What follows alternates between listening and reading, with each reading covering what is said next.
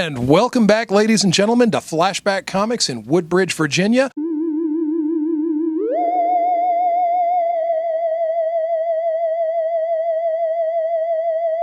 I am Troy David Phillips. With me today is Kevin Goswan, ComicsOnline.com. Does the back of your shirt say anything, Kev? No. Everything geek pop culture right up there on the microphone. The mic flag there. Yeah. The back of his shirt is just really, really blue.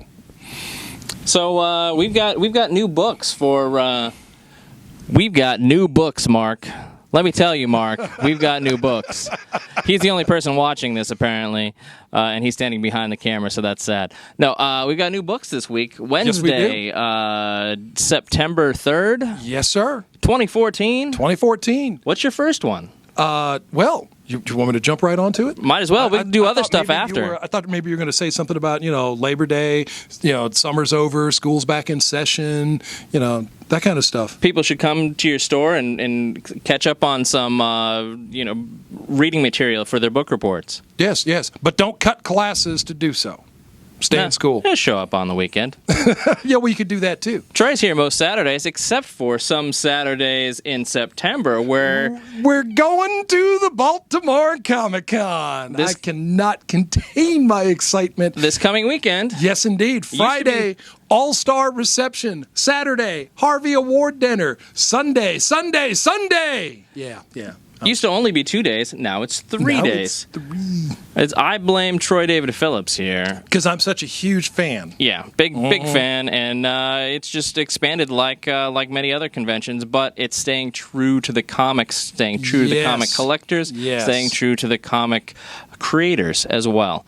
If there's practically any comic creators that you're into, they're likely to be here. This is where you want to come. It's the big, very comic-centric one. Mm-hmm. So, and then after that, well, stick around to the end of this show, and we'll tell you where we're going to be after that. Yeah. A teaser. Yeah. Wait. So is this where we're going to hell in a wheelbarrow? No. Okay. Just making sure. Enough teasing. Show me what you got. Okay. First up. First comic. Looks like, sounds like. Come on. First comic. What do you got? One of my favorites. I'm going to keep talking here, but I got to put my microphone down to use both Don't get in trouble. I'll point mine to you. Big Trouble in Little China. Oh my goodness, ladies and gentlemen. The comic sequel to the, what should I call it, a cult classic film? It wasn't Certainly. a hit. It wasn't a sleeper hit. It should have been. It was so very much fun. Kurt Russell, Dennis Dunn, James Wong, Kim Cattrall, John Carpenter, just awesome. Big Trouble in Little China has done a very good job of spinning off the end of the original film, showing Jack Burton and his continuing misadventures, and keeping the other characters going. And having Jack go into his origins a little bit. We actually saw him in flashback format visiting one of the ex-Mrs. Burtons. Oh. That was, sorry for the spoiler there, Kev, but that's all right. I know you're behind about 6 months worth of comic reading. I'm behind on everything. Although I have been reading a little bit of comics this week. My friend Josh Powell from Comics Online came and brought me a big old box. He's like, here's the comics that I've bought in the last year. I'm going to be moving soon, so you can just have them. And I said, ooh, good. And I read, the best thing that I read out of those was, and you can buy this from Troy, don't worry about it, Thor, the mighty, what is it, the mighty Thor? The God of Thunder. Thor God of Thunder, which was amazing. And it was this kind of, it seemed kind of narrow hardback of issues, what was it, like 6 through 11 or something like Sounds that? about right. Or 6 through 12. So, yeah, something like 7 that. 7 through 12. Yeah, they were good. Yeah, they Jason were Aaron. good. Jason Aaron, Assad Ribic. It's been amazing. Yeah, we've talked about that on the Comics Online podcast before, back when that first started, and it didn't come out quickly. It wasn't like it was every month for sure. But if you look at the art, you realize they put some extra time into it, and it was every bit worth it. Issue number 12, which came at the end of a major story arc. Issue number 12 was kind of a bittersweet tearjerker. It was moving. It had some serious emotional gravitas. The story was really, really good. Yeah. So yeah, Thor: God of Thunder is a definite suggested recommendation. I would even go so far as to call it a strenuous recommendation. However, it's not out this week. Troy will get it for you. Oh, yes, I will. But it's not out this week. This week, my first pick. The other thing that Josh got for me was Miracleman. He got me the first 8 or 9 issues. This is issue 10 out this week. And Miracleman, as many of you will remember, was... and Alan Moore, it's funny, on the inside it says, the original writer, which yes. that's Alan Credited Moore. to the original writer. Like, literally, that's what it says, the original writer. They don't say Alan Moore in it because he's an angry dude, so... and Rick Veitch, who I remember from, correct me if I'm wrong, didn't he do The One by Epic Comics? Yeah. But I'm also thinking I was too young to have actually been reading those, but I bought them. Wasn't he one of the comic artists stores. on Swamp Thing? Oh yeah, totally. Yeah, SwampThing artist. Yeah. But anyway, solid stuff. It's it's very kind of sign of the times. If you read it, you're like, oh, this is a mid '80s mature reader's book. Well, I'll tell you, the issue number 9, the one that precedes this, that was the birth of Miracleman's daughter, Winter. This takes us deeper into Kid Miracleman and his human alter ego, Johnny Bates, and the duality that the two of them share inside of Johnny's mind. Kid Miracleman is currently locked away, and he's very, very angry, and this is building up to an epic confrontation. It hasn't happened yet. You haven't missed it. You want to come in and start picking this book up. I do have back issues. I'm almost complete. I might be missing one book out of the previous 9, but I'm more than happy to point this thing at you. The Miracleman series, which was originally published by Eclipse Comics back in the 1980s. Previous to that was Warrior Magazine in Great Britain. Yeah. It's an amazing read. It is absolutely stellar. Even dated as it is, it's still a very brilliant read. It is. It's solid stuff. And yeah, the one question I have for you, Troy, is, yes. Okay, you notice here it's polybagged. Why? Yes. Well, Marvel started polybagging these issues, and I'm not certain if it was because of the graphic, mature audience content that started to happen, or if it was just something that they decided to do to give a further level of protection to the slightly thicker books. But it is definitely suggested for mature readers. Issue 9 definitely was the graphic birth scenes. Showed the birth. There has been baby coming out. Strong language. There has been actually some very brutal violence. The series is definitely based around some characters of godlike power, and their interaction with the world around them and the characters around them is magnificently brutal. Alan Moore pulled no punches in his storytelling, so if Miracleman took a guy and punched him in the face, what do you think would happen? A guy who can lift a tank over his head punches you in the face. And the artwork is just, it's everything about this book is just so good. If you had missed out on Miracleman prior to the dissolution of Eclipse Comics, if you were in that 20-plus year dry spell of no reprinting and not being able to find the books, and if you don't have the hundreds of dollars for the originals, either in Warrior Magazine format or Eclipse's previous format, this is for you.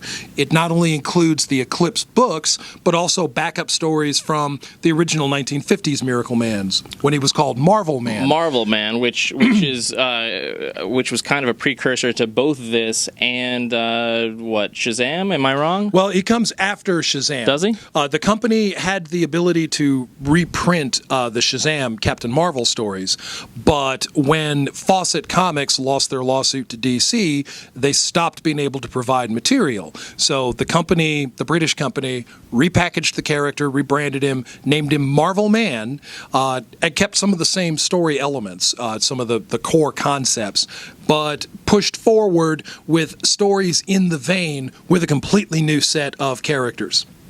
Yeah. It's absolutely wonderful. You got to start getting into that, Kev. Like I said, I just barely started looking at it, and I've got the first 9 at home, so I'm going to check those out, and I've got to add issue this. number 10. I've got to add this to my stack as well. I'll take care of that for you. I know you will. Are you ready for my number 2? I am. Okay. Number 2 for me. Batman 1966 and the Green Hornet. There you go. When you said Batman Green Hornet, I didn't realize you were talking about. For some reason, I processed that as Batman, like current Batman, New 52 Batman, and Green Arrow. I'm like, oh, that'll be fun. I'm not big on New 52, but that'll be fun. No, this is Batman meets the Green Hornet, the television style, and that's got to be great. So actually, it is. If you are old enough to remember, or if you've seen the recent television reruns, there was a two-episode crossover featuring Batman and the Green Hornet, Adam West and Van Williams, Burt Ward and Bruce Lee. Mm-hmm. This story picks up not exactly at the end of that episode, but it continues as if Batman and the Green Hornet have already met. So you watch that episode, then you pick up this comic and read it, and it's like the series just continues. The Batman 66 series has definitely captured the feeling of the 1966 tongue-in-cheek, comedic satire Batman. The Batman Green Hornet comic definitely brings together the sensibilities of both characters. Both shows produced by William Dozier, if I remember correctly. Don't remember. However, what I do remember is this past Comic-Con, we went and interviewed yet again the folks at Batman, of course, Adam West and Burt Ward, and the one of the three cat women. And they let us know that November 11th, 11/11 of 14, we're finally going to get everything on DVD. Wow. For the first time. Wow. Yeah, that's going to be pretty spectacular. During the shooting of that series, that episode, Bruce Lee was playing a practical joke on Burt Ward. He had word passed around the set that he was going to get Burt Ward. He was really going to show him on the set. And Burt Ward, knowing that Bruce Lee's martial arts were real, Burt was really afraid that Bruce was going to fight him for real on camera. And of course, Bruce was just having fun because that was what he did. He was a practical joker with a big sense of humor, and he actually very much liked his two co-workers, Adam West and Burt Ward. Burt Ward actually took some martial art lessons from Bruce Lee. I don't know how long he continued with it, but I think I remember him answering a question that way at some point. Yeah. That's, that was it was a thing. It was great. You should they periodically reshow those on different TV channels. You might be able to find that on the Hub, like Netflix, the Hub. Yeah, it's out there. Definitely watch that. Definitely. So I'll just jump in on my next one. Yeah, why don't you do that? My next one I've got, this is a rather Marvel-heavy week, Hawkeye versus Deadpool. Everybody, I've been a Hawkeye fan since the, early 80s when the original Hawkeye limited series came out. Like, I liked him in Avengers well enough. But then when that limited series came out, and I think it introduced Mockingbird. I could be wrong. No, it didn't introduce her. She had been not used very heavily at the time, so it was kind of a popularized her, perhaps. Well, she did get to tell her origin. Hawkeye retold his origin, and we also got to see characters like the Silencer from. It was an issue of Marvel Spotlight and Oddball and Bombshell. And they brought back the villain Crossfire. Ex-CIA operative William Cross. Yep. Man, you make me feel old, Kevin. I love those. I was a Hawkeye fan back at Avengers 109. In the 6th grade, I dressed up as Hawkeye for Halloween, and had dyed tights purple and everything. True story. Like before, but I was doing it before it was cool. That's what I'm trying to say to the hipsters out there. So he was cosplaying before it was cosplay. Right. I just, people thought I was just weird, effeminate. They were using that awful word for effeminate. Effeminate. They were using that. But anyway, so here we have Hawkeye versus Deadpool, number 000. And of course, this is by Jerry Duggan and the artist as Matteo Loli, which I don't recognize, but fun kind of art. Troy, you want to show? Oh, there's a good one. Well, that's a good one. But let me see if I could find check this out. Action scene. Yeah. So Deadpool, the merc with a mouth, definitely crazier in a bag of cats, with his enhanced healing factor and the fact that he is actually quite good with a gun, with a sword, with a throwing knife, with 18,000 ways to kill a man. And Hawkeye, who learned hand-to-hand fist fighting from Captain America himself, the ace archer with the trick arrows, also good with a quip and a witty barb and an acerbic wit. I've been loving the Hawkeye series actually from Matt Fraction. Yeah. And I've actually been getting into some of the recent Deadpool stuff. The Dracula's Gauntlet, I'm just cracking into reading that. Deadpool versus X-Force, I'm getting into the first couple of issues of that. My problem with X-Force, my problem with X-Force is entirely another thing. My problem with Deadpool is in my opinion, it's very hit or miss. Like he's a great character and everything. Mm-hmm. Started out a little bit dicey, Rob Liefeld creations, and I'm like, Fabian DeCisa scripting. That's true. That makes the difference. It did make the difference. Makes big difference. But there's a lot of great, funny stuff with Deadpool. But there's a lot of people who say, "Oh, I understand the pattern here. I understand the template for Deadpool. I'm just going to do my own Deadpool book, and it doesn't work out. It's not great." And that's what that's my own feeling. This looks solid. I don't recognize either of the creators, but it looks solid. Well, I also had a lot of fun with the more recent Deadpool versus Carnage. I read that one all the way through, and that was a very entertaining read. Really? So I have high hopes for Hawkeye versus Deadpool. I'm going to enjoy adding that to my list while I'm sitting on the couch. Well, yeah, and this is 000. Is it going to continue on? Let's find out. All right, let's find out. While Kevin is looking into that, I'm going to jump on my next pick here. They return in Hawkeye. I'm not going to show you the last page. That's awful. Hawkeye versus Deadpool versus crime. So, number 1. So I have a feeling that this is going to be yet another funny thing where they're going to add on additional versuses. Oh, yes. Yeah. Now, my next pick takes me into DC's classic super team, the Justice League. But not just the Justice League, because there is another team of characters appearing here. I'm just going to give it to you because it's right on the cover. Justice League 33 featuring the Doom Patrol. Okay, now if you're like me, you remember the Doom Patrol from My Greatest Adventure and their own series in the 1960s and early 1970s. They were a team of characters who eventually met a bitter end. They sacrificed themselves for a small New England fishing village, and we thought that was it. That's it, we're done. But we weren't done, and the Doom Patrol was brought back. That was in the later 1970s in Showcase. New characters, Cliff Steele and 3 new guys, a new Negative Woman, Celsius, Tempest, and a whole new conflict was introduced for that team.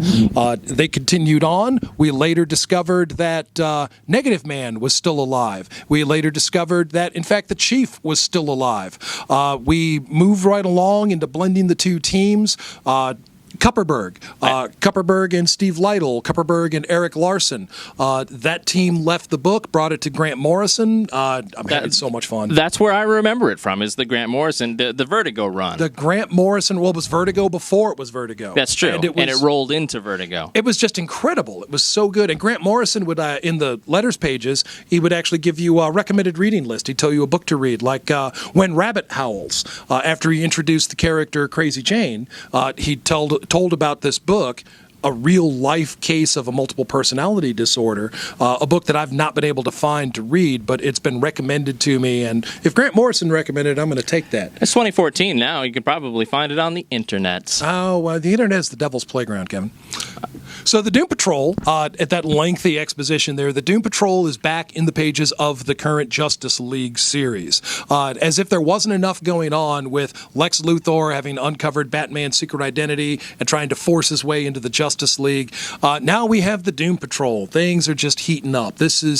I'm liking in this new 52, seeing characters like the Metal Men come back, seeing the Doom Patrol come back. I'm liking the attention that Animal Man is getting in the Justice League United. I like seeing these 1960s quirky characters being retreated and reintroduced to the current generation of readers. I'm not necessarily happy about everything about the new 52, but this I do like. It leaves a good taste in my mouth.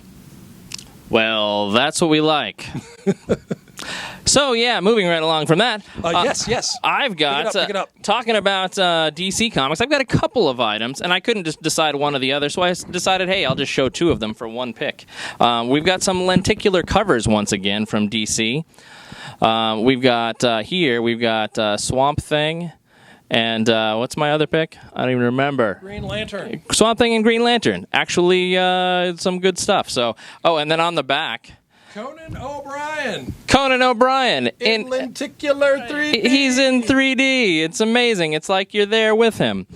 But anyway, Future's End. These are one-shots of Green Lantern and of Swamp Thing. I've been a fan of Swamp Thing. Have not checked out Swamp Thing in the new... Well, I checked out the first one, but it really didn't set me on fire, so I decided, well, let's continue. Let's drop it, and didn't continue on with it. However... one shot, I might have to take a look. I was a fan back in the day. Actually, if you missed out on the Rot World crossover with Animal Man, you missed out on something good. If you missed out on the Arcane Spotlight in last September's lenticular 3Ds, it was Swamp Thing Arcane #1. That spotlight was actually a very good spotlight on Arcane, the lead villain. Swamp Thing has also been in the pages of Justice League Dark of late, and he's been an interesting addition to that team and that team dynamic there.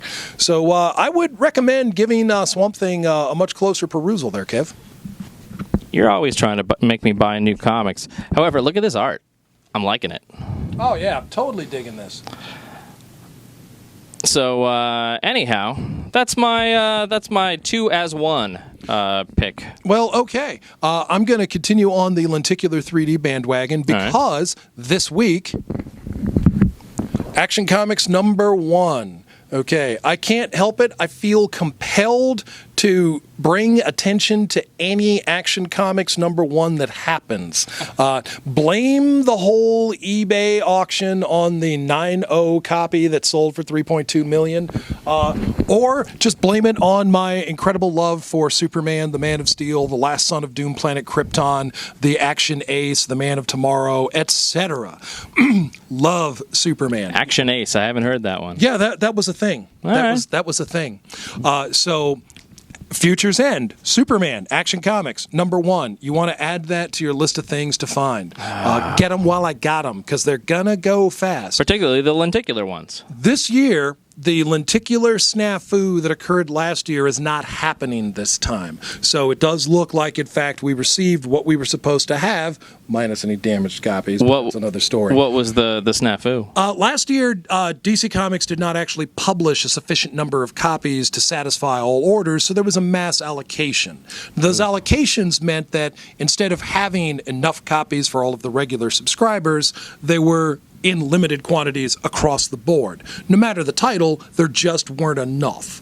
And so the secondary market snapped right up, sometimes within the same weekend. It was incredible. It was nerve-wracking. That's not happening this time. So far, so good. Let's hope it stays that way until we're all done here. So if people want last year's stuff, it seems like you've got an entire wall of last year's stuff still available. I do actually have many, but not all, of the 52 copies of the villain one-off spotlights. I do have a lot, and people have been picking them up. I've been pointing them out. People have picked them up for completionism, for individual characters, for the cover art of characters that they especially like. There are a lot of reasons to pick these books up. Stories inside are actually pretty good. These look, I mean, besides the stories, because obviously you're gonna buy comics for the stories, but these look worthwhile to just buy, put in a nice wall mount case, and just mount them into the wall as art.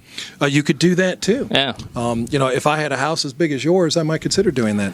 My house is not big. Yeah. So, my turn again. Yes, it is. All What's right. next on your hit list? Next on my hit list, I've got Legendary Starlord, because you might have heard of a movie recently involving this guy. He's kind of a big deal. You might have heard of him. And Legendary Starlord.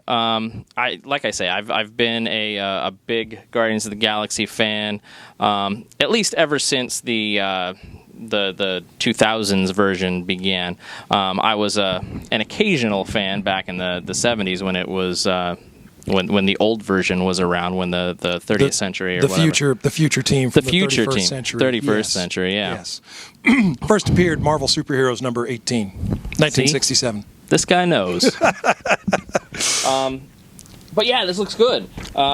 We've got Sam Humphries and Paco Medina. Did you show the inside? I did. I showed off some of the nice interiors, and look at I know you want some of those. Oh, we've got some toys that probably aren't sold here, but that's funny. I'm into it. I'm really enjoying getting back into a bunch of Marvel stuff, and that's where my heart is when it comes to comics. Marvel stuff, and then occasionally I have some other things that I branch out, and eventually. You should see the number of independent comics that this man actually reads. Well, I do, but when you talk about big three or big four or whatever, it's really I'm very Marvel heavy. Legendary Starlord features solo adventures of Starlord from Out of the Guardians of the Galaxy. They're very much in continuity, but separate. So if you're reading the one book, you might want to actually check this one out. If you only actually care about Starlord, you can check out these adventures. They're a lot of fun, and you don't have to worry about the continuity of what's going on in the new Guardians, or the current Guardians, I'm just going to jump right into my next one, just because they genuinely go together. We've got Rocket Raccoon. Yes, and they really should call this series Rocket Raccoon and Groot, because Groot is also a very important character in this series. Yeah. I was just rereading Scotty Young's issue number 2 just a couple days ago. A lot of fun, this book. The stylized artwork is, again, Scotty Young. It takes a little getting used to at first, but it really does lend itself to the tone and the tenor of the book. And the story itself, Scotty Young is telling a very entertaining story with Rocket, with Groot, and with the mysterious raccoon character. I can't say too much more. Kevin is a little behind in getting caught up here. They're sitting in the box, but right behind Mark there. Yeah, right this second. They're calling Kevin's name, and Kevin, his fingers are like doing the gunfighter thing right over his wallet. He's ready to make this happen. But I've got 3 conventions in 2 weeks. And I missed the part where that's my problem. You're going to have to get another job. Okay, well. I mean, not for a comic store or anything, because that doesn't pay anything. Oh, sorry. Oh, sorry, Troy. So, don't apologize. Okay, so my last pick, my number one with a bullet. This thing had me excited, and I'm glad that it is finally here, and here it is. Original Sin, number 8 of 8. There we go. Everybody see that? Now, I really thought that Original Sin was going to be just the idea of it before it started coming out. I thought that it was going to be a bad crossover event, and I've really enjoyed it. You know what? I'm glad that I came back to Marvel in time for this event. I attribute the quality of Original Sin, the fact that I've enjoyed this story so much. 1, to the artwork of Mike Deodato. 2, to the writing sensibilities of Jason Aaron. Jason Aaron has been telling not just a good story here. His Thor, God of Thunder, just moves me every time I read it. I love, actually, for Image, pardon me for just a second, I talk about Image Comics, Southern Bastards. If you're not reading that book, you should definitely pick it up and give it a look through. It's a very good read. Jason Aaron is a great writer, and I believe we're going to continue to see great things from him. Original Sin has just taken, from the 0 issue, from Sam Alexander and having a moment with the Watcher, hanging out with him in his palace on the moon, practically. And then, Sam finding out the Watcher had been killed, and he was just so deflated. I could feel that stuff. I was like, yeah, this is actually quite good.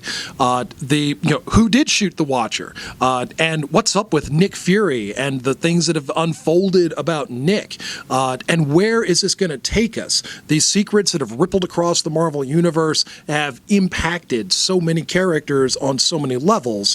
Where is this all going to lead?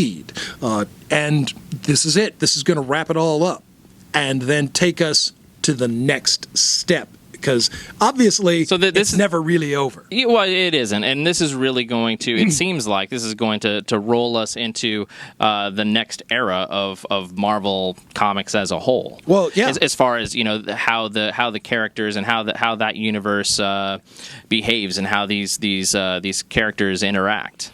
I really feel it's. I understand a lot of people have like kind of a Marvel malaise.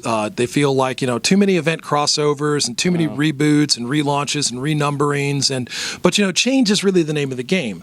And I feel like Marvel has done a good job with keeping the important pieces of their continuity, like an old-time character like the Watcher, using that character to bring some significance and some relevance to a storyline, and then from that storyline introducing the sort of change that keeps the universe as well as newer collectors. So new people coming into these stories, they need, just to feel the vibrance and the excitement the way we did way back in the day, back in the days of the Kree Skrull War, back in the days of the Dark Phoenix saga, back in the days of the Galactus epic.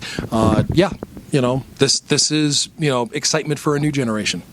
All right. Well, Original Sin, and you can hook people up, I take it. Yes, I can. All right. And happily so. So, I think that's our comics for this week. I think it is. I think we have some pretty impressive pulls here. As always, New Comic Wednesday, Flashback Comics. Come in, ask about the subscription service. Ask about the new books on the wall. Ask about trade paperbacks. Ask me about what happened in comics last month. Ask me what is up with Kevin's hair.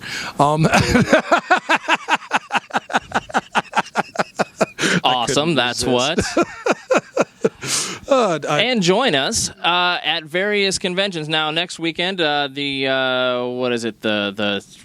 5th through the 7th. Yep. Mark, thanks. We're the 5th through the 7th. We're going to be up at Baltimore. Baltimore Comic Con. And like I say, good stuff there. The following week, there's two things. We've got conflicts. Oh, my goodness. We've got MagFest 8.5 here in Northern Virginia in Alexandria at the Hilton. The MagFest is Music and Gaming Fest.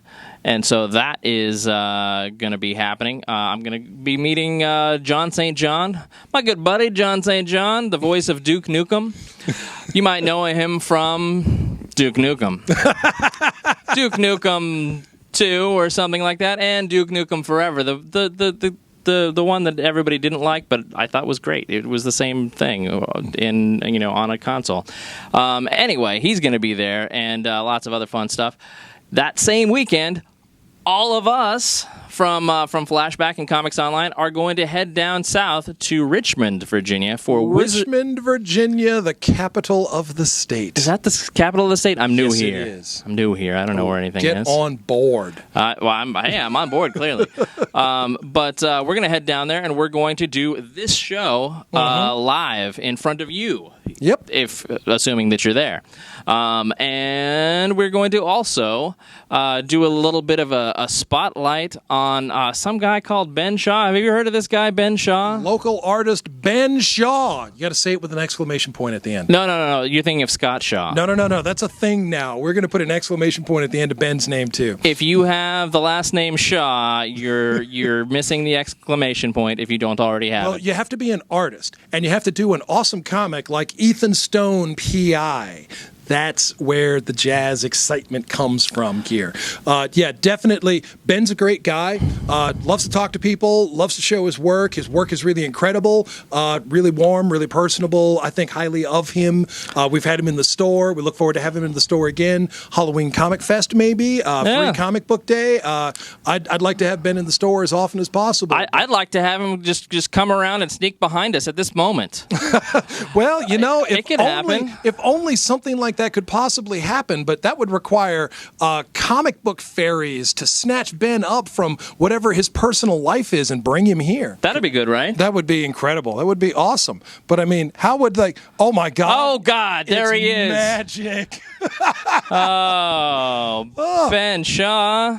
You know what? There he is. Two things, Kevin. Hi. One, that was really incredible. Ben, so good to see you again. Two, that means that the comic book fairies are real. You knew this. We knew this.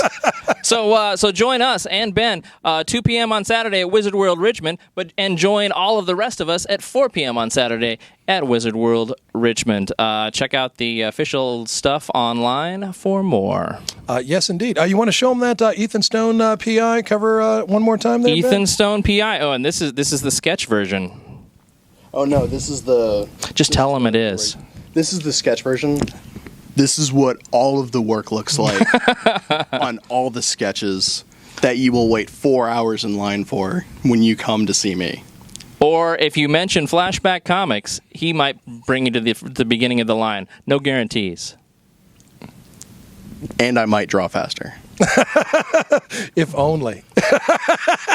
I've talked about this. So Ethan Stone, we're going to learn all about that at the convention. And so Wizard World Richmond. Wizard World Richmond Comic-Con. Yes, indeed. The first of many, no doubt. I certainly hope so. Yeah. So beyond that, hey, join us at any of those things.